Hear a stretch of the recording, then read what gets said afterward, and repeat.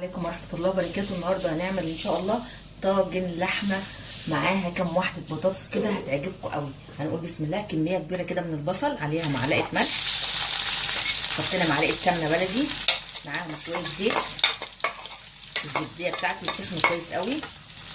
انا حطيت معلقة ملح علشان تدبل لي البصلة، عايزاها بصلة متدبلة اهي. هسيبها بقى كده لحد ما البصلة بتاعتي تتدبل، بعد كده نبدأ نشتغل فيها. البصلة بتاعتي اتكرملت ازاي وبقت تحفة. هنضيف لها بقى ايه، نص معلقة توم كده مهروسة، ونشوحها مع البصلة بتاعتنا. اللحمة بتاعتنا اتسلقت، انا سلقاها 3/4 سوا. لما جيت اسلقها خليت الشوربة بتاعتها عادية خالص زي اللي احنا بنعملها، فيها بصل وفيها طماطم وفيها بهارات وفيها كل حاجة، عشان تستفيدي كمان من الشوربة بتاعتها.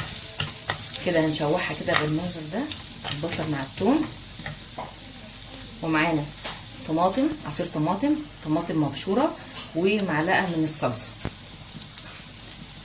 بعد التشويحه كده البصل كده مع الثوم لحد ما نشم ريحه الثوم بتاعنا، وبعد كده هنبدا نضيف لها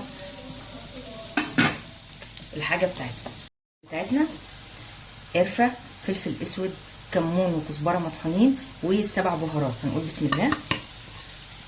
هنحطهم بالشكل ده كده، وهنضيف عليهم، نديهم بقى تشويحه كده عشان الريحه بتاعتهم. بعد كده هنضيف عليهم اللحمه اللي واخده 3/4 سوا بالشكل ده كده.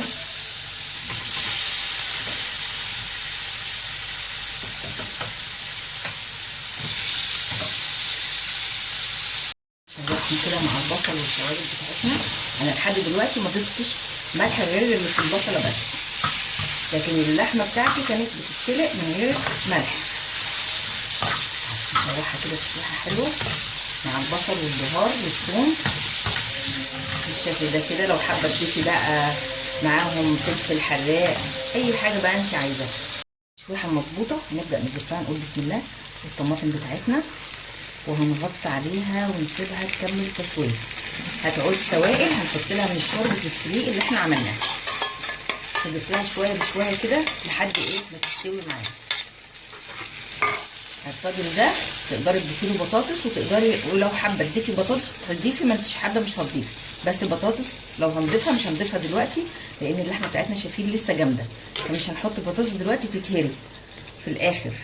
يعني لما تقرب على التسويه كده نضيف معاها البطاطس. هسيبها بقى واغطيها واسيبها تكمل تسويتها. بتاعتنا خلاص قربت تستوي.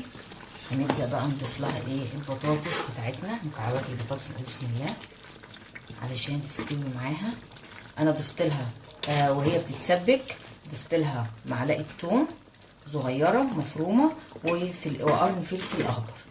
دي الاضافه اللي انا ضفتها وهي بتتسبك اهي. هنسيبها بقى تستوي، البطاطس بتاعتنا تستوي واللحمه تكمل تسويتها معاها. بعد كده هندخلها الفرن. بعد البطاطس ما تستوي هندخلها الفرن. طاجن اللحمه بالبطاطس بتاعنا بعد ما خرج من الفرن، الف هنا وشفا. مش هتلاقوا اطعم ولا اجمل من كده. تعملوه بجد، جربوه هيعجبكم جدا جدا. متنسوش اللايك والاشتراك وتفعيل الجرس عشان يوصلكم مني كل جديد ان شاء الله.